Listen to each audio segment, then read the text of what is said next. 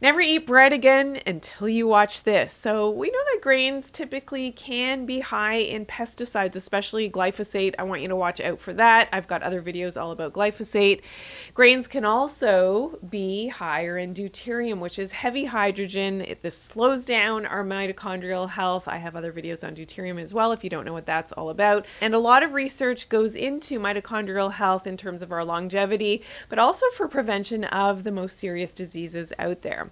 The other problem with store-bought bread, so I'm not talking making your bread on your own, but if it is a regular store-bought bread, is the preservatives that are added in here. There's a bunch of chemicals that can compromise your tight junctions in your gut, as well as the gluten, often if it is a gluten-containing bread.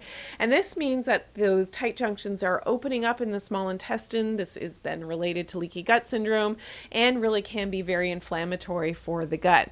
We also know that bread can spike our blood glucose levels. So for those of you who have issues, either, you can't lose weight, you've got the insulin resistance and problems with your blood sugar levels, and your blood insulin levels are not regulated properly, then this can be related to eating too many grains in the diet as well. So my tip here, of course, is to limit your bread intake. If you are going to eat bread, make sure you're making it yourself from fresh whole food ingredients.